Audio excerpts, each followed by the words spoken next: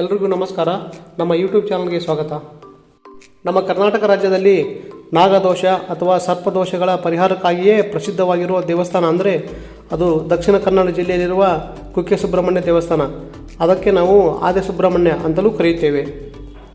ಇದೇ ರೀತಿಯಾಗಿರುವ ಇನ್ನೊಂದು ದೇವಸ್ಥಾನ ಅಂದರೆ ಬೆಂಗಳೂರಿನಿಂದ 60 ಕಿಲೋಮೀಟರ್ ದೂರದಲ್ಲಿರುವ ದೊಡ್ಡಬಳ್ಳಾಪುರ ತಾಲೂಕಿನಲ್ಲಿರುವ ಘಾಟಿ ಸುಬ್ರಹ್ಮಣ್ಯ ದೇವಸ್ಥಾನ.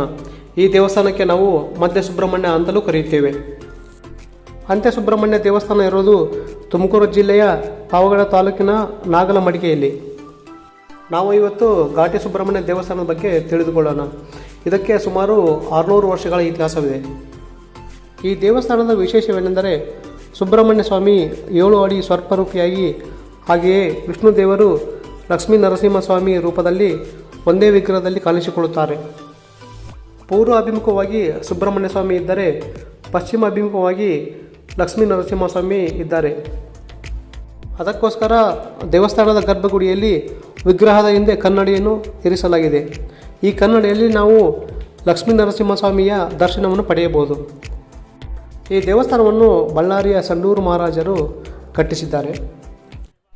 ನಿಮಗೆ ಈ ವಿಡಿಯೋ ಇಷ್ಟ ಆಗಿದ್ದರೆ ಲೈಕ್ ಮಾಡಿ, ಶೇರ್ ಮಾಡಿ ಮತ್ತು ಕಮೆಂಟ್ ಮಾಡಿ. ಯಾರ್ಯಾರು ನಮ್ಮ ಚಾನಲ್ಗೆ ಸಬ್ಸ್ಕ್ರೈಬ್ ಆಗಿಲ್ವೋ ಅವರೆಲ್ಲ ಸಬ್ಸ್ಕ್ರೈಬ್ ಆಗಿ, ಯಾಕಂದರೆ ನಾವು ಹೊಸ ವಿಡಿಯೋ ಹಾಕ್ತಾ ಇರ್ತೀವಿ. ಸೊ ನೀವು ನೋಡ್ಬೋದು. Thanks for watching the video.